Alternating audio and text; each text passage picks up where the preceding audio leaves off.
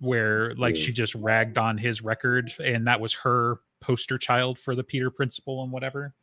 But the one liner that always stuck in my mind is that you rise to the level of your incompetence. And so you run into these guys that are really freaking good programmers, like what you were saying, and then they get promoted into management. And guess what? Those are two different jobs. You don't just magically become a good manager because you were a good programmer. And it's not to say they're mutually exclusive either, but you do got to train them, and you do got to have those skill sets. Sometimes the skills are natural, and sometimes they're experiential.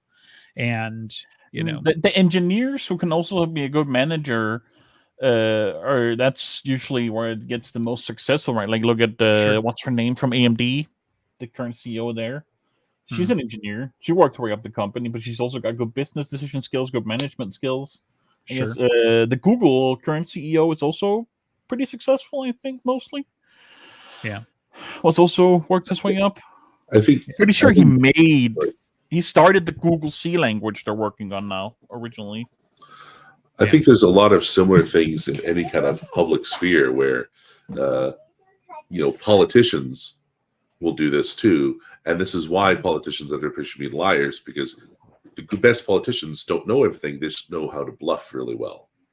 Bluff or redirect or ignore. And that's a nonpartisan. It's the nature of playing. No, for sure. Right. And then on top of that, influencers too, right? You get popular for saying this one thing, then all of a sudden people treat you like a guru and ask you everything. And then you just start saying the things that are off the top of your head. Making shit up. It's okay to say it, making shit up. Sometimes for a prideful reason, just to keep the audience going, keep people looking at you. And sometimes just because you're put on the spot and like, oh, what about this? Like that's what I don't know. Is Kamala a terrorist? I don't know. All the smart people are saying it. I don't know. It takes real integrity to know your limits. And a lot of people, when pressed and like you catch them from behind, they don't have the limits. It's the professional. Some people are also taking advantage, right? And that's true. Grifters are huge. I totally get that.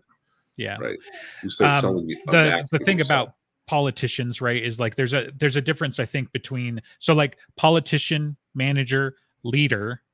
These words can often be conflated, but they are very separate things. Like a politician these days especially is as much a career as anything, right?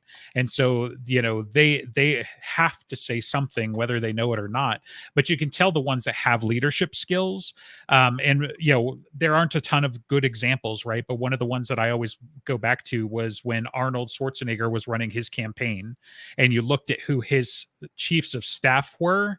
It was like, this dude is connected and he knows who knows things. Like the guy who was vetting his budget was Warren Buffett. Okay. So it's like, maybe Warren Buffett doesn't know everything about running municipalities, but he knows numbers. And if anybody on the planet knows how to make a budget, it's probably the richest guy on the planet. And so like, sure, he was a politician, but he also demonstrated some leadership. And I think that echoed what you were saying earlier. Like, people, and certainly you should be fed those opinions, but then you got to be leery, because I think there are some, current scenarios where they're being fed answers by other grifters. And so you're just getting bad information piled on twisting, and all of this other stuff. But and then there really becomes, if you don't have that direct link, there really becomes the taking the worst understanding of the worst version of the worst understanding. It becomes a telephone problem. The telephone game problem, which isn't true in a lot of senses where people say it's true, but it's definitely true if you don't know what you're talking about and you think somebody who doesn't know what he's talking about does. And then it really does create the telephone problem. Yeah. Then you start drawing extra lines on a hurricane map. Sorry, was that too specific? But anyway. That's not a reference I got. Really? Huh. Yeah. Yeah. So, I mean, it's an old reference, but still true. So. But it checks out. But, yeah. Yeah, it's just funny because it's like a lot of people conflate where they're like, well, you're a manager. Like, doesn't that make you a leader? And it's like, might be supposed to be. Yeah, that makes you a decider, but like there is a different skill set in there versus leadership. Like leadership has different sets of skills, and like, it's funny too, because you'll run into people that are like, we don't want a leader, we want a manager. And it's like, well, I mean, really, ideally, in my opinion, your manager should have leadership skills, ideally, because otherwise, like, how are they making good decisions, and how are they managing their people, because that requires leadership skills and stuff like that. But that's where it's like, if you've been in the corporate world long enough, manager is the more derogatory word usually. So like, it's the technical title, but if I'm calling you a manager, maybe a little bit dubious. Middle management, right? Like, it's 2-letter word. If it's your title, I'll refer to you by your title. Otherwise, like, if I think you're a leader, I'll probably refer to you by your actual title instead of saying, like, unless you're like introducing somebody, you've got that where it's like, hey, this is my manager. And so now you've got to, you don't have to respect me, but you got to respect him. That's why I brought him. So, but there are 2 rooms in your apartment. That's crazy, Andreas. Like, right. There's more than 2 rooms. Oh my gosh. It's amazing. Yeah. So we have the technology over here. Multiple rooms. For extra rooms. No doubt. But it's just, we've seen the door and we've seen people come through the door, but I think this is the first time that I've seen what is beyond the door. Yeah, I forgot to close it. Yeah. Because nobody was home. Yeah. Oh, that makes sense. Yeah. Yeah. But circling back just to keep some kind of momentum, like, it was funny. You were talking about, your one example where they were like probably at best a project manager, and they're probably more like a writer and stuff like that. And the thought that came to mind is like, that it's probably the opposite of Todd Howard, with Bethesda, where it's like, I feel like the dude is way amazing as a hype man, and he seems to somehow keep making consistently survivable business decisions. But it's like, if you talk to him and his lead writer, whatever the official title is, and it's like their approach to RPGs and how somehow they don't require a story because you're just going to make your own shit up anyway. And I'm like, feel like you fundamentally missed, the idea of a role-playing game at that point. And so I stopped calling them that, actually. And I might have mentioned it on the show, but I've mentioned it to a few friends. It's like, I'm not going to call Bethesda games role-playing games anymore. They're sandbox games, because all they're doing is they're creating a framework. They've created a world, and then you just go and play in it. And there's a story in all the games, though, right? But but the story quality has gone downhill so much that it no longer really matters. I haven't played a game since Skyrim from Bethesda. Yeah. Well, I mean, and it's, sure, I'm not saying it's devoid of story, right? But, is it like a 90-10 split? On it's 90% make your own shit up and 10% the story, the basic framework that they gave you. Because, I'd say Starfield's pretty close to that. Versus go and look at, like, my kids have started playing Goat Simulator, right? So it's like, is there a story in that game, or are you just running around headbutting people? Because I'm pretty sure that's not far off from the last 2 or 3 Bethesda games. So I mean, I saw the coolest game trailer the other day. I had to link it to my brother right away because he really likes like parkour style games. Okay. And apparently they're making a game called Barkcore. And it's a dog, super secret agent dog with a grappling arm. It looks awesome. Yep. People are allowed to like what they like. I don't understand, Goat Simulator, Euro Truck Simulator, Farming Simulator. Bro, some people take Simulator they take it so serious. Like, they got a full-on 20K computer set up with wheels and like vibration seats and everything. Yeah, I've seen some of those setups. Like, I almost made the dire error of including like the flight simulator, but that shit is like legit, right? And it's like, not everybody can fly a plane, right? And so it's like there's loads of situations, and some of these guys can have a $20,000 plus setup, have their pedals and their stick and everything like that, right? So that they've gone so hard into the realism and just like even some of the Easter eggs and some of the other things that you can do in like Flight Simulator. But like some of the other ones where I'm just like, you know, I don't understand. Some people find it therapeutic, and that's, you know, you can't. So they are ready for the day when they go, the pilot's fainted. Can anyone fly a plane? Right. Oh shit. Hold on. Let me plug in my Xbox controller. Just kidding. So, but yeah. I mean, if they had the actual simulation set up, like the really like with the Microsoft sim and everything, and all the gear, like some people do, they could potentially land a plane because it's super realistic, right? Like, right. I mean, I would say they're closer to being able to do that than I am. For sure. Like, first of all, I couldn't fit in the seat, and second of all, like I think I'm okay with, you know, smooth motions on the stick and everything like that. But god damn, am I lost when I look at the console and how many buttons and toggles and everything else there are. Yeah. So,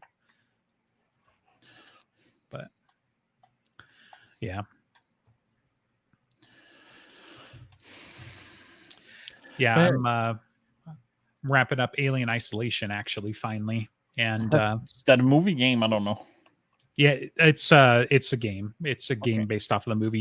You're Ripley's daughter, which kind of lets some of the drama out of the game because she makes it. She's in the second movie, so you know if you're not that big of a nerd and whatever, but. One fun little nugget. I don't know anything about Romulus, and I don't want to know anything about Romulus, and that's not true. I know like what year it's set in and a couple other things, but one nugget was that the director was like, we actually peppered in those little phone boxes that you do all your saves at in the movie on purpose because of the game, and I think that's pretty funny. So, But yeah, I'm to the like the whole place is exploding around me, and I'm running from a xenomorph because just running from a xenomorph wasn't enough, you know, terror in the first place. So, but yeah, playing this game though has really made me think about playing, like you said, more single player games in the pre-show. Like next time Elden Ring's on sale, since everybody always fawns over it, I'm gonna get it and see what's that'll be funny. Yeah. I too like getting my face punched in repeatedly while I'm playing video games. So I mean, you can make it easy on yourself. Yeah, but then I'll know that I was making it easy on myself. Like, hold on. I do have. There's a flaw in your thinking right here, both of you. Okay. There's only so easy you can make it for yourself in the game like Elden Ring, and also there are things that they do to give it to you to make it easier so that you're not being punished all the time. And if you don't take the opportunities to use them, then you're the reason that you're unhappy. Yeah, sure. You can. There are like tons of consumables you can use and like things you can throw and. Yes. Yeah. There's lots of equipment choices that you can make. Yeah, I'm intrigued by the game, and I do read a bunch of articles around it and stuff like that. And it's stuff like that that makes me think maybe I should just give it a shot one of these days and whatever. But telling me that it's in the same vein as like Dark Souls and stuff like that, and some of the videos that I've seen, and I'm way just easier than Dark I don't Souls know from what I understand. So it's really? easier in some ways than others than Dark Souls.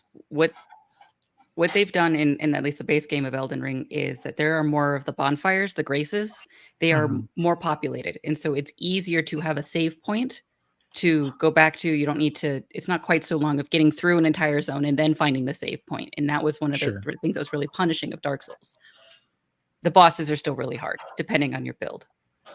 Sure.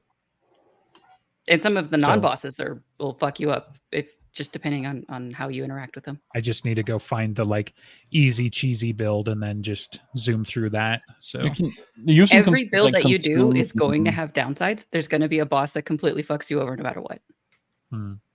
I know too much about this game for having never picked up the controller. Right. So is that when I respec into mage then? Is that when you could do that? Yeah. But then the story role-playing thing of what you do is your choices in the quests that give you access to certain spells and equipment. So you have to, it's like not knowing something is really punishing. Yeah, see, like sometimes that's fun and sometimes, you know, it's just like my brother and I were even talking just very tangentially about Witcher 3 last night because that's on my very short list of what's coming up next probably because I've only made it through like the opening video in a few minutes of the tutorial And he was talking about how like his first playthrough was really tough, but then his second playthrough he focused on Gwent and like how they're just, you've got to go talk to certain characters at certain times because otherwise they just fuck off with these really powerful cards that you have. And I'm like, why is that fun though? Right, where it's just like, of course, like unless I'm exceedingly lucky, how am I going to know that my first playthrough, or I've spoiled the game and I've gone and done all this research, you know? It kind of, it feels to me in a lot of games that I'll go through a first playthrough blind, more or less blind, just try to make pretty good guesses, and then after that I'll try to unlock everything that I might have missed, and or at least understand what the choices are. Yeah, there's some games for that which that really works well, I think, but I think I tend to focus on games where you can just get stuck and there's just no path forward and you have to end up doing the research, or you know how you're supposed to do it, but getting the game to recognize that you understand is difficult. Like I'm playing through Phoenix Wright right now, and those are basically visual novels, and those the trouble is you can figure out exactly what you need to do, but it's hard to get the game to recognize that you understand what you have to do or how the story's supposed to go next. So so I ended up spoiling it just to see the story, and then it kind of ruins the fun of it. Yeah, I mean, for a game like Elden Ring, one of the things that I've taken to doing lately, where it's like, if I know that there's build crafting in the game, I'll probably go down, you know, like I'll play it naturally up to a point, and then I'll just be like, you know, either I get stuck or I'm like, okay, I found something that I like. How do I refine it? And that'll be, you know, some of my, you know, spoiler types of research and stuff these days where I'm like, okay, where's the gear I need to go get to make this build truly shine? Where's all this other stuff, you know, type of stuff. And some of that's just because you got to balance the time, you know, where it's just like, look, man, I get to play like 15 minutes of a video game every 2 weeks. So, you know, I don't have time to go smash my face into this. It's a joke. I would recommend a couple of different helpful tools for a character to go through Elden Ring the first time. Use a character that hits things really hard and takes a lot of damage and can withstand that. Wow. Build a tank, because it's going to be the way the way that you can learn and kind of get through things without having to worry about where are the spells that I need to get. How do I have to answer this question to get the spells that I want? You can figure that out as you go. So an exploratory character is, Guts from Berserk, essentially. Gotcha. I don't know that one, but he has gigantic armor, and he has a gigantic sword that they put into the game. Gotcha. Yeah, big sword. It's by-hander. It'll get you through for a big part of it. And for a while, that would be my gameplay, you know, loop where it's like I started as, you know, in your face, you know, either like a shock trooper, if it's a, you know, like if it's a game with guns or something like that, go big armor, go big guns, fast shooty guns types of stuff, or, you know, a fighter tank type of thing. But yeah, as often as not, like I just dive right into the wizard side, you know, these days, where it's just like, I've played enough games, like, but yeah, if you've got to like answer riddles and shit like that as a wizard, we're going to find out if I'm as smart as I think I am or not. So it's not quite riddles, but it's like, for some of the spells, you do have to go find a certain person and do their quest, but you have to do their quest in a certain way to get the spells as the reward at the end, or even going through it. And so if that is in question, then if you play a character that is not a spellcaster, you can play that quest as you want to, more or less as you want to, and not be hindered by it, versus you can lock yourself out of getting them. Does it at least tell you anything, like where you're like, oh yeah, you've got to like, you know, do XYZ for different rewards? Like the game does not. The wiki is really good at telling you, writing down if like you have to go through these different steps, and this is a point where you can get locked out of other things. I look up the wiki all the time. It just, to me, it sounds lame. Again, not knowing something going into it, and then it's like, you know, you either have to know too much about the game, or you accidentally became a wizard. Is that the gameplay loop that we're trying to do? It's like, oh yeah, I was actually meant to be a tank, but then I accidentally did the right things to become a magic user. So, yeah, because your ability to the ability to use any kind of equipment, spells included, is based on your stats. So if you never put the points into your faith or mind, intelligence, anything like that, you'll never be able to do it. And so if you build your stats as being like strength, endurance, vitality, But if you favor those stats and don't know to do the specific steps in the quest to figure that out, then you've got the worst of both worlds, because that's there terrible. are still some things that they put in to make it easier. Like, okay, so this character died, but now they might have a bell bearing, and you can give that bell bearing to someone else, and they'll sell you that type of stuff that person had. They put in more things for you to lose out on things less often, but there are some points at branching that you have to choose. Like, if I side with this person, I don't get the spells. If I side this person, I do. But if I'll get like their armor and their sword instead. It's like it's a different kind of choice there. Gotcha. Yeah. Mages, what a bunch of bastards. There's a lot of help out there of like guides of how to do things. Obviously, it's like here's a guide of how to get through a zone or something. But there was one that we found I found it on Reddit, and they made it into a Notion doc of the things to do in certain zones because they could be missable. Because there are definitely quest choices once you go through the main quest that you can no longer go back to the same state of that zone. And so those are really helpful. And they're pretty brief descriptions. It's like, find this person and talk to them. Find this person and talk to them again. It's not the same thing as saying what you have to do in the quest line. Sure. Yeah, a game like that, like I probably still would play it through naturally the first time, but like Mass Effect games, Baldur's Gate, stuff like that, I would definitely go look at the whirlwind tour of things that I could miss. And even those lists at the time that I was playing it were incomprehensive. And so it'd be like, oh yeah, you guys are missing a bunch of stuff that I did, or, I obviously, missed some things on the list, which is the whole point of me being there. But some of that can be fun, and some of that can be like, it makes your gameplay a little bit more organic. But I run into the problem where it's like I tend to just make the same choices unless I'm purposefully going out of my way to make different choices. Like I obviously, well, in that case, I would say that if that's been your problem, The Witcher 3 is the game you want, because of the way it handles choices. What's great is you do have real choices, but also none of the choices you can make would be out of character for the personality that you're embodying. So the character is real. The character has a real voice. It's not just a puppet. You're playing Geralt. You're not playing your character. But you can have Geralt of different flavors, and that's true. They put so much effort into making all of those seem real and organic. So if you play Geralt as an asshole, he's going to feel like an asshole. If you play Geralt as a goofy, laid-back guy, he's going to feel that way. So you get to see the results of your choices if your role play very going through that. And like, that's kind of a lot of the differences that I remember in like the endings that you can get in Witcher 3, some of it was like, how do you handle interpersonal moments? And so how you're going to choose to handle that character is going to give you different results. It felt very real, or I don't know. It's a good word. I don't want to say organic again because that's not quite right, but it's rewarding, connecting.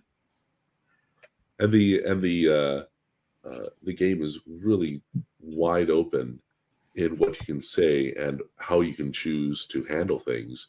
So much so that that's not really hidden or secret. It's just obscure dialogue you can hear in the game. If you do things in a weird way, the game will recognize that and still and talk to you, recognizing the choices you had made and how you had done things. Like if a character shouldn't know you, will say, "Who are you?" that sort of thing. Which is, if you've ever played Witcher 1, that's exactly the opposite. What happens in Witcher 1? They did not have that big budget. They did not have everything accounted for. Even though some of the big story beats they really mastered in Witcher 1. So yeah. Well, and that's fun. Other than the gameplay is going to be different and stuff, it sounds like the role playing is going to be a kind of rewarding, like felt Baldur's Gate 3 was. And I'm definitely coming back around to scratching that itch a little bit, where like I haven't ever uninstalled it. I just haven't played it in most of a year because I played like 400 plus hours of it in like 2 or 3 months.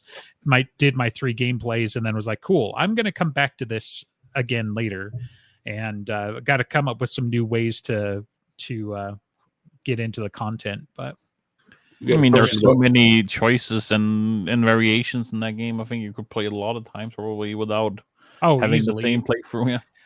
Well, and that was part of my thing is like I think I was just doing that until like I was happy with where I was, and then Starfield came out, and I was like, I liked Fallout 4. I'm gonna play Starfield, and then went and played some other games, and so now it's time to come back, see how much I remember, try and play something totally different. Like, one of the other things too is that, Baldur's Gate, because you're doing a party, right? It's like, I don't have to worry about myself being the wizard because I have a wizard. I don't have to be the cleric if I don't want to. I've got a cleric. And so I've been thinking a couple of different playthroughs to just spin that on its head, because my parties didn't shift very far either. Like my evil playthrough party obviously was quite a bit different because there are some pretty lawful good companions that you can run into and stuff. But one of the things I've been thinking about is doing like a entirely Githyanki playthrough, because it's evil-ish, but it's not like evil on the same level as like the Dark Urge was evil, I don't think. But I think it would be fun to just be like, yeah, we're a squad of Githyanki and we're going to do this thing. And that would be alien enough and different enough, and, leave me room to be the wizard because there isn't a Githyanki wizard, and stuff like that. So we'll see. Some thoughts, but the Dresden Files question, if we're ready to move on, it is, right? So obviously we've got to do all the buzzwords. We're going to have procedurally generated Chicago, and it's going to be a massive AI generated voice. Stop it. Right? Yes, there you go. AI generated NPCs, including their backstory and voice, which works in some games. Like there's that one detective game apparently that works really Shadow well. Doubt. Is that what it is? Yeah, Shadow Doubt. So. Yeah, it looks like all kind of weird 8-bit or unless you go that route, it's really got to be one of those railroaded games, because it's not an action franchise. You got the action bits, but so much of the flavor of the series is on the slow. That depends what we're doing. Like you're already settling on a premise. It feels like where we're playing Dresden, where I'm thinking I don't want to play Dresden. I want to play in the world. Oh yeah, so I think that should be an option. But like Hogwarts Legacy, as an example, you have your own character in the Harry Potter world, right? Like I want to have my own character in the Dresden world. What comes to mind for me is Dragon Age Origins, because I thought that the tactic type of gameplay and the spells would actually work fairly well for Dresden. It would.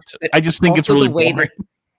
Sure. I thought it was fun. But also the way that they integrated your character into the story, but also you can be from all these different kinds of backgrounds, is an interesting mix of, you can be the cab driver that got pulled into the plot for whatever reason, or you can be like the person who was meant to go heroic.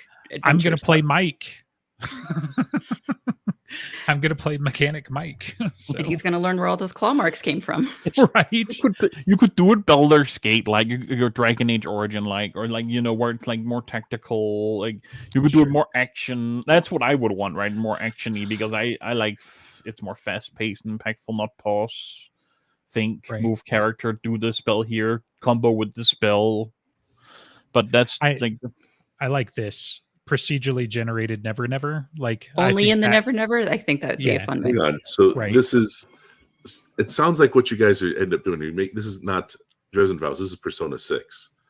Do you have the Persona 5? Was there five? Was there five more of them? Never played a Persona. Okay, the Persona games with like very stylish combat. There's procedurally generated dungeon, but you can go have your date nights in the other half of the game. And then you go fight these big dungeons in the other half. It feels like this is just Persona. We got to have romances in the Dresden Files game. Of course you do. They've got to be so unbelievably difficult to unlock. No one knows it's even a mechanic. We could make the Dresden MMO, and then the Never could have generated dungeons, like you said, like they're randomly generated, so they're always different, and that's where you go to find gear and new spells and stuff. Whatever they call it. Metaverse, I guess they called it in Persona 5, is it is different every time you go down there. It's in different orders, different things, and so it's a randomly generated thing when it's not reality. But then the dungeons that you're actually unlocking that are plot wise, those are fixed. Those are like made and created. So that kind of flexibility between both of them would be good.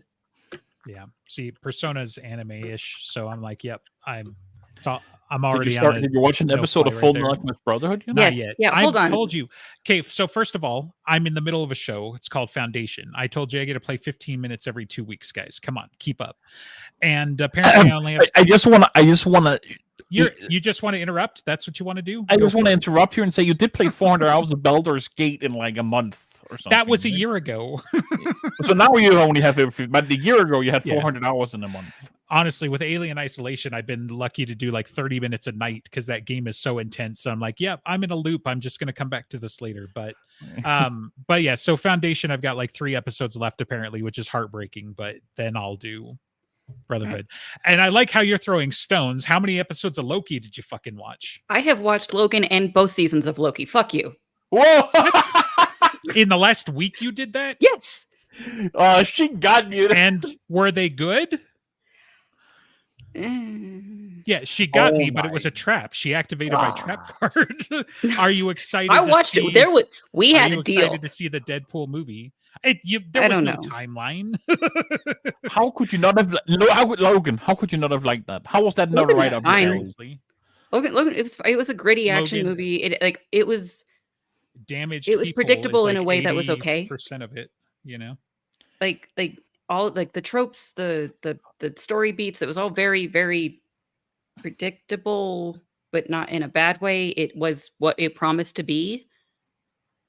Well made, good actors. I really like Stephen Merchant in it. I thought his character was compelling. Bad guys were kind of stale. Yeah, that's Marvel. So, Yeah. And then I went into Loki and I really hated season 1. Really? Yeah. Like the whole thing?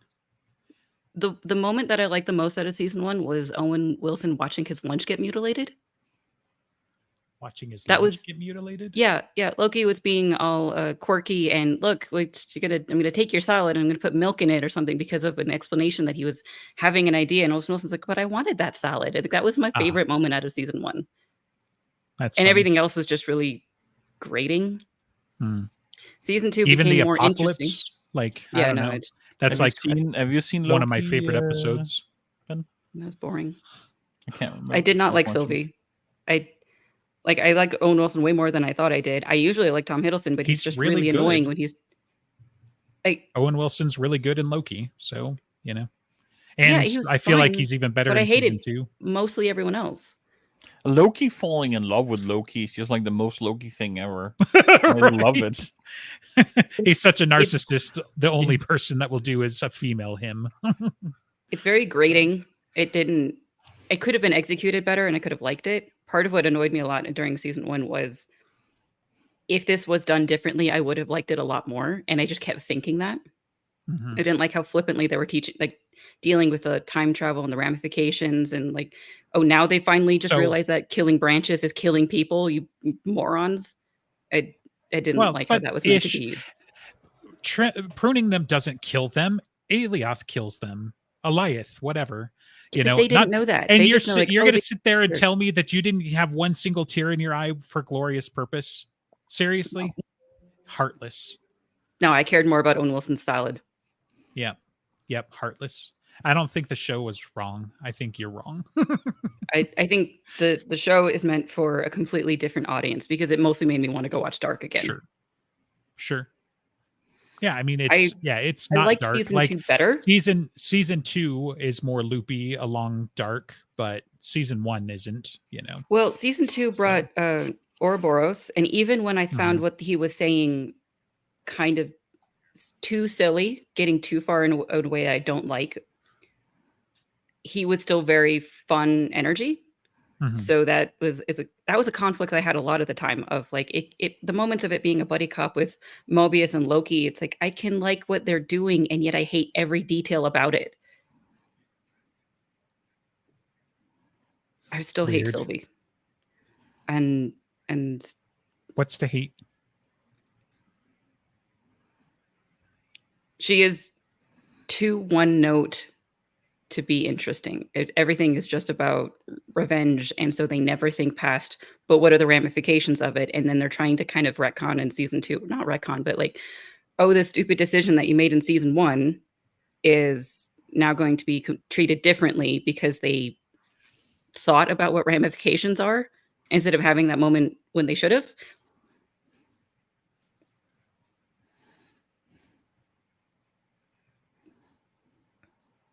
I held up my side of the bargain. Now you have to watch anime.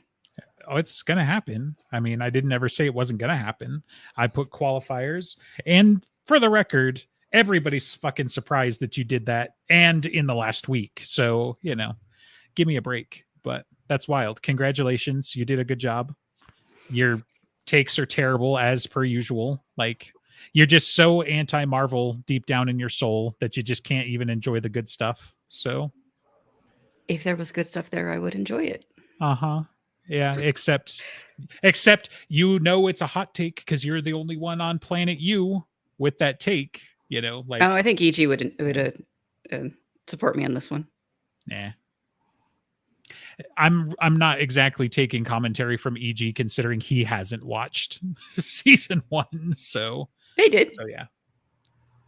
Did he? Because I thought he specifically said he hadn't watched them and that he was fine watching. I think because I remember like when season 2 was coming out, you guys were bickering about it, and Andreas was being upset about spoilers. Well, if he was here, he'd be able to defend himself. But I'm pretty sure I'm on his side in this. Is that it was just. I have to say, I do generally enjoy the time loop stuff of like. Edge of Tomorrow, we have to do it better, we have to do it faster, but it still was, I don't know, it's mostly just carried by actors' charisma instead of good writing. I actually rewatched that not that long ago. After I watched when it came out and rewatched it, I think last year. It really held up. Enter Tomorrow, like it's solid. I'd watch it if they ever came out with a sequel, so which they had talked about once upon a time, but. Like you would watch it or watch it again? No, I mean, I would watch a sequel. I would watch it again, obviously. Like at some point, I'm not opposed to it and stuff. I think it was a pretty neat story and, a fun mechanic and some other stuff along those lines. But yeah, so. Yeah. Okay, well, congratulations. So Dresden. I don't want to, completely deflect. I just think you've beaten your dead horse. So a Dresden game, like, I mean, it's obviously got to have, RPG elements, but the one that gets me that nobody else has said, so I'm going to say it. And I haven't really played the games all that much, so I'm out here by myself, but Spider-Man, the Spider-Man types of games where like we've got a large scale city. Obviously, Dresden's not going to do a bunch of flying around and stuff like that. But, where, I don't know, maybe Spider-Man, maybe a little bit, Grand Theft Auto obviously is a little too far down this path. But, where you're just kind of like running around the city. Does it need to have an overarching story, I guess? Does it have a bunch of little stories that you play through? All of the above. Yeah. Both, yeah. Okay. So the only gripe I have with it is playing the Spider-Man / Harry part. I just want to play my own character in the world. Sure. But there can be an overarching story and stuff. I just don't want to be Harry, really. Like, so are you going to be a wizard? Like, you should part of you can be a wizard, or you can be like kind of like the RPG, right? You could be a wizard. You could be a specialized talent, or like White Core Vampire. I think also stuff like that. Yeah, I mean, fantastic, but doing wizard versus like White Core Vampire, those are entirely different games with entirely different needs. And if you play a mortal, you are a snack. Like, there's virtually no situation where the mortals are going to come out equal, let alone on top. And I think there are some games where that can be fun, but it's like, unless you're going like, well, I'm Van Helsing and I've got every tool I need to bring down certain monsters, like Murphy only comes out on top despite everything because she's with Dresden, not because Murphy alone in her not Battlegrounds. Well, yeah, thank you jackass. So but the point is, like, the wizards are the ultimate balance, right? So it's like, if you wanted to play a wizard, or you wanted to play a Knight of the Cross, or you wanted to play something like that, but even like, even one of the the hunters, right? The Shadow Umbrorum. Maybe that could be a fun thing. You play one of the satellite organizations, but the campaign would have to be like, I feel like it'd have to be more dialed in, and it'd have to be a specific campaign story rather than right. If you'd be doing a hack and slasher, I think the Warden would be the smart choice, and you'd have to design the entire game of whatever faction is playable, and it has to be a big enough faction where, if it's an RPG where you're making character choices, where there could be multiple personalities, but there's kind of only one kind of Bigfoot. There's a couple. I mean, White Court Vampire is a thing, but then that's, like you said, just one thing locked in. What would be interesting, I think, actually, would be if it were kind of Lamplighters League style, aesthetic, where you work for Marcone, and it's just at post battlegrounds. Here's Chicago war zone, take it over. Maybe it's a StarCraft 3 faction thing in Chicago or whatever. Right? But yeah, like the way some of that balances out in the Dresden Files is like it has an effective balance in the stories, but I don't know how that'd work out in the game, because like nobody gives a shit about Marcone and his people other than because of the Accords, right? Because they don't want the rest of the Accords coming down on them. So if you wanted to go like a hardcore story mode RPG where, you're just walking around talking to people and threatening to hit them with the Accords or something, I guess you could do that. There are some smaller kind of critters that you could have to deal with, like almost certainly scavengers and other types of critters are going to move in the aftermath of a big battle like that, right? If we're going to go down the list of like, never types of creeps and things on the other side of the veil. But yeah, like the power scaling is just like so vast. I feel like that it's like the factions are not created equal, right? The White Council has like 500 people on it roughly, and depending on when in the series you are, and they're a superpower, and then you've got the Red Court, and they have thousands of them, and they're a superpower because vampires are tough to perish, and there's thousands of them, and they've got political power. Like it just really kind of depends on the kind of game that you want, right? If you want to go actiony and have the occasional fight, I feel like you've got to kind of drill it into one of the main player factions. But like, I don't hate the idea of a Marcone thug type of thing, but you're almost like Hendrix again is only still alive because he was with Guard, like he's not really like maybe you just gotta have power. Like if you're a player character, you gotta have some sort of minimum level, not mortal. Yeah. Non-mortal. I guess to clarify, right? Obviously, I'm shifting the conversation to the games that I would like to play. It doesn't have to be a run and gun action. That's not necessarily what I'm looking for, but you would get closer to that if you were playing as Dresden or one of the wizards, right? But I also don't want to be like, just exploring the world and talking to people because I'm a thug with a gun, because that gun is nothing, in that world, So, I want to play something like Control, I guess, or Spider-Man, or something like that. So yeah, definitely a Warden then, right? Or a Knight, and like that's where I'm like, maybe you can get a couple of different classes along that line. Maybe you do play as like, a White Court Vampire, but you're more like a Thomas where you're trying to fight your hunger, and so you've got the temptation and stuff like that. But even still, I feel like that story is turned Red Court, right? It's like fighting to not get fully turned. Yeah, but it's like you couldn't be like, I'm a Chicago PD detective. Like, do you at least have heirloom silver? Because if you don't have even that, like, you're pretty much like you're out there with a BB gun, I think who you can play is going to be dictated by what the story is. Of like, maybe it is going to be a story that is mostly a detective mystery, and so therefore a detective is going to be more fitting than a White Court Vampire or Bigfoot or anything like that. So these concepts are extremely related, and you can't make a decision on one without affecting the other. Well, yeah. So, I mean, maybe that helps narrow the scope, right? Do we do specifically a street level type of story where it's like, it's maybe take inspiration from Shadowrun that way, right? Shadowrun Dragonfall and Shadowrun Hong Kong, and those where there's it's Shadowrun Chicago, but it's got the Dresden Files flavor. Sure. Have you ever played any of those? I haven't. No. It's like a classic CRPG kind of setup. You'd have to have it, but is the power system flexible enough that you could have 2 or 3 subsystems that interact and create different? I don't know if the flavor is really that good, or is it just you just have a bunch of different activated abilities based on which class and race you are? I don't know. Yeah, I mean, for some classes and some monsters that would make sense, not for a wizard though necessarily, right?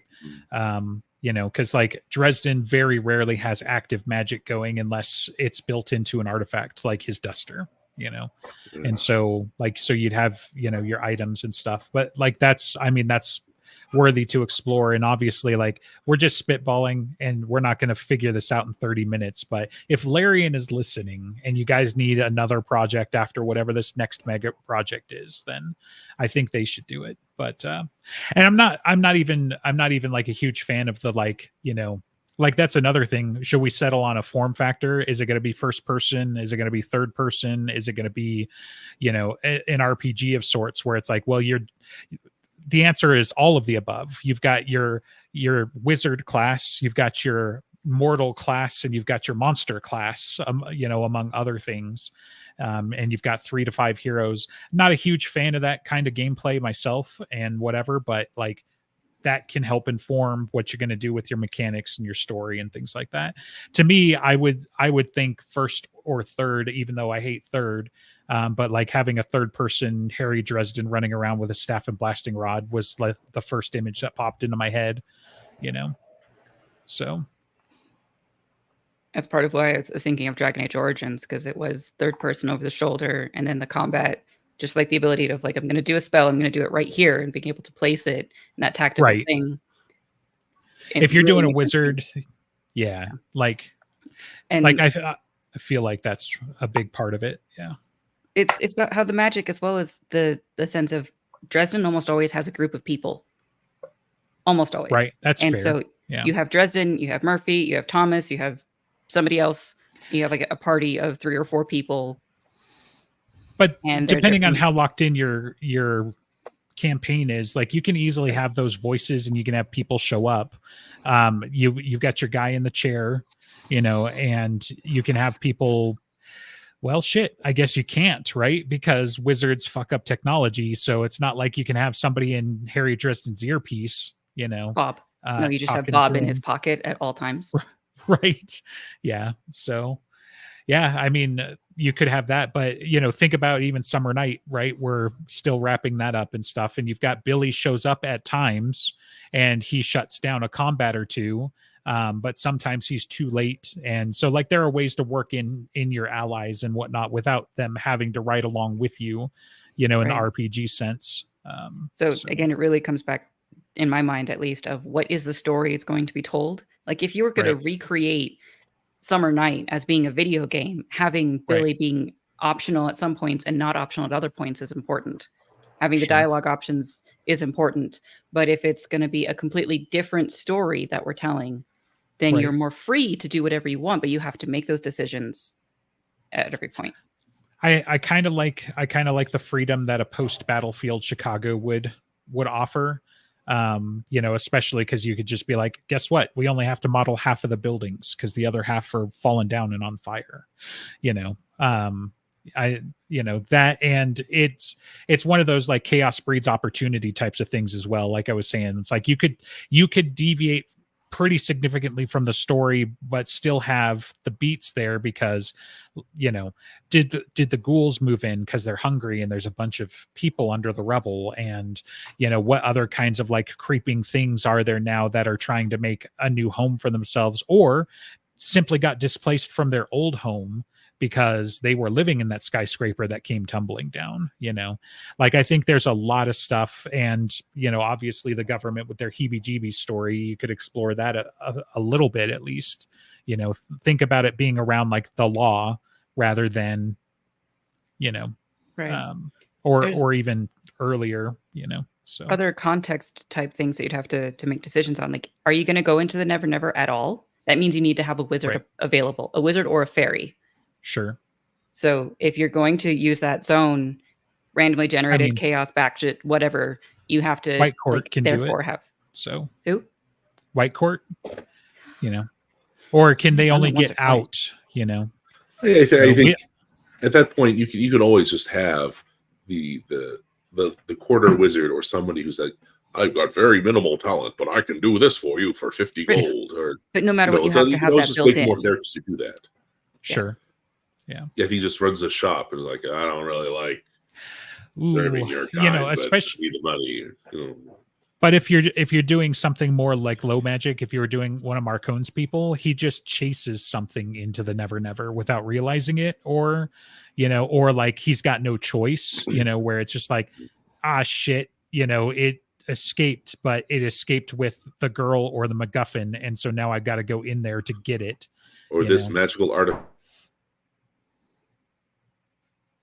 He died. Yeah. Rip. Mid-sentence. Yeah. I'm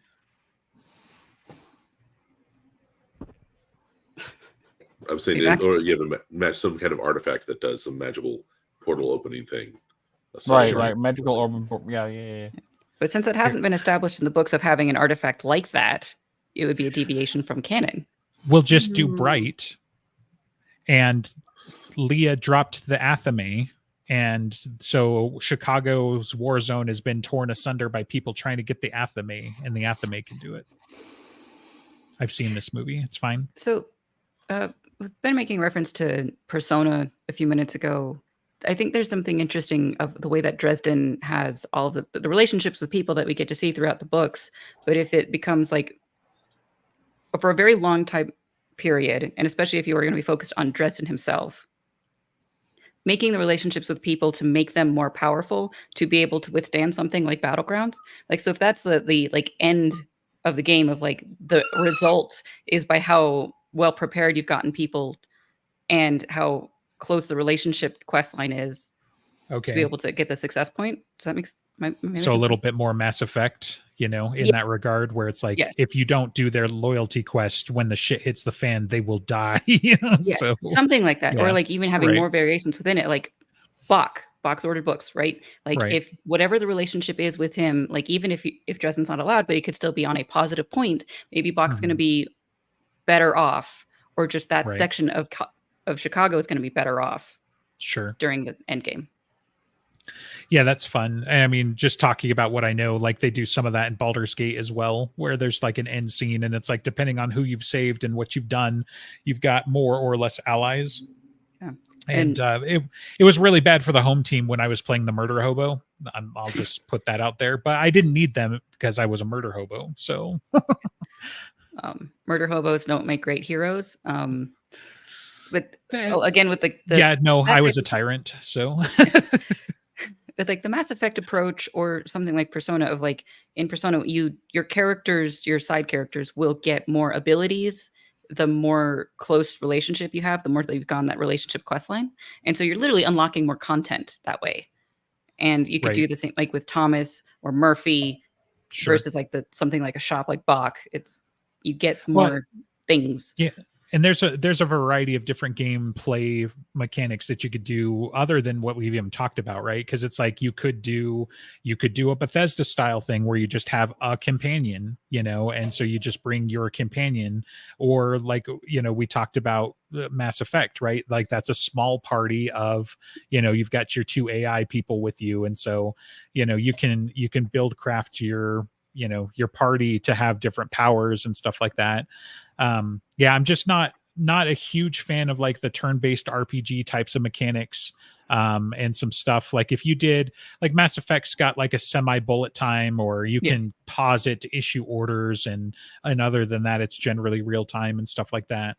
That was fine. It doesn't necessarily need to be pausable. It doesn't necessarily need to be turn-based, but what I thought of with Dragon Age Origins was the icons of when I was like, okay, the spell is going to go into this section. Right. And that seemed correct for Dresden. Sure. Yeah.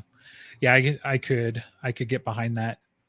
also not a game I've played, so feel free to throw stones there. But borrowed them, just never. I didn't really get super into it.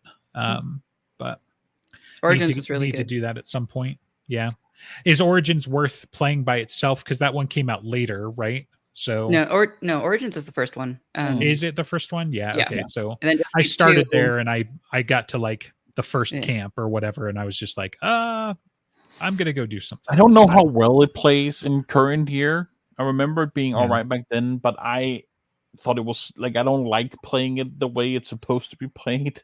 I never paused the game Gotcha. Yeah. because I didn't want to. I mean, Sure. I love that game a lot. I think the story is good. The atmosphere that it invokes is really good. The voice acting was really good.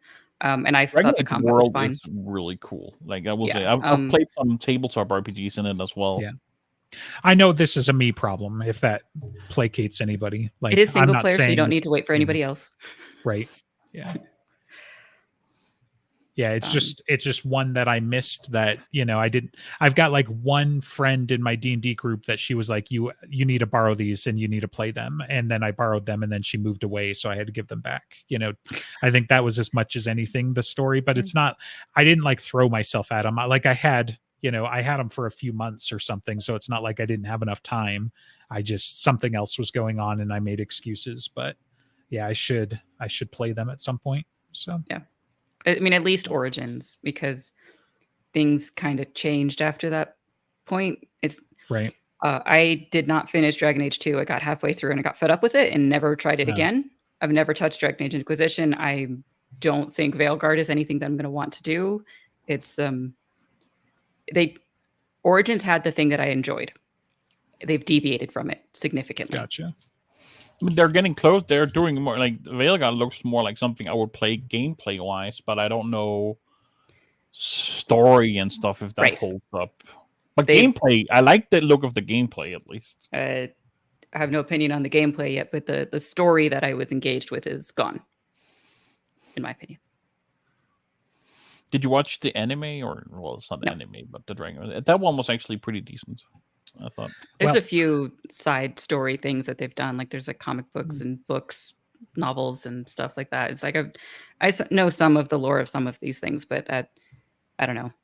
Once I got fed up with Dragon Age 2, I just kind of turned all of it off. Apparently, I'm out of excuses because it's all of $3 on Steam right now. So there's a lot of things that you have to do to hold up your side of bargains right now. Oh, this is not a bargain. This is. It could be directly. What are your terms? I can install it through Game Pass, so it's free. It's free $99. So I was about to say, don't buy it on Steam because I'm pretty sure they're all on Game Pass. Yeah. Well, and that's the thing. Like I installed Titanfall 2 this week, which I understand has like an exceedingly short campaign and whatever, but I was always fascinated by the gameplay and I was like, oh, that's for free. I will check that out finally. And apparently it's 25 really other players. Story too. Yeah. That's what I had heard, but then my brother was like, yeah, it's like a tutorial, not a campaign, dude. So we'll see. I never played them, but I heard the gameplay is stellar and what Apex Legends is based on, which I have played a fair bit, and the gameplay is good. Cool. Really good. Yeah. Well, let's see. Do I even have enough storage? I won't install it while we're podcasting because even my gigabit will just go thump, right into the ground. So, but yeah, look at all this time I don't have for all these commitments you guys keep foisting on me. So. You're the one who decided to have like children and a house and a lovely wife, like all that stuff. A wife who's a teacher that I have to go this is all your decision. You're in your decision land. True. I know. It's funny because like one of my backhanded insults that has also been wildly self-deprecating lately has been sort of aimed at my 8-year-old, and I know how terrible the setup is for this and a few other people, but it's like, oh man, did you get everything you ever wished for? How terrible. And yeah, that's kind of my life sometimes, where it's like, oh yay, I always wanted a wife and a family and 2 dogs and a house, and God damn it, is that a lot of obligation? Let alone all the worlds that I've got rolling around in my head and all the friends that I make and my weekly commitment to my podcast and my D&D game. And can I just go back to being the nerd that like sits around watching movies with his girlfriend? Like, geez, what a simpler time. So this is why adulthood runs on calendars. And if it doesn't exist on a calendar, it doesn't exist. Right. Oh yeah. Like absolutely time management and writing shit down and, just all of that stuff. And it was like, don't tell me that, like, you could tell me that if it makes you feel good, but it's not an effective way to communicate. So, because I was probably doing 1 to 3 other things when you told me that anyway, that I wasn't listening. Like it needs to get written down somewhere. Text me, put it in my calendar. Yeah, just all of that stuff. So we're all boring adults now. We don't do anything fun. I haven't reached the boring part. Like, I mean, I guess the stuff that I'm doing is boring, but I'm too busy running from fire to fire for it to be too boring, So it's extremely stressful. It's a fire. I've got to put fucking water on it again, or this fire retardant chemical, and I've got to get suited up, but it's not like, different. It's just a different fire. So it's terrible having everything you ever wanted. So look at me, my own decisions coming back to haunt me. I got everything I ever wanted. Oh no, the consequences of my actions. So another favorite. But we want to wrap it up. Do it. Do your 25-minute monologue. This has been an episode of When We Weren't Recording. You can catch us live every Saturday at 1 p.m. Eastern. You can support us on Patreon and patreon.com/brokenjars, where you can join our Discord and join our gift wars or whatever else might happen there. He did, yeah. Is there anything else? I don't know. It's your script. I think that's it. You're looking at me so expectantly, but I think that's the details. I was reading in the chat. I was ignoring whatever you were doing. Cody was more interesting at that moment. It's called delegation. I'm going to let my people handle that, so it's fine. Something management. Delegate the kids to the wife and play some video games. See how that goes. Whatever. I got to go finish friggin' Summer Night so we can not finish it next week when you join us for the Dresden Files. Good plug.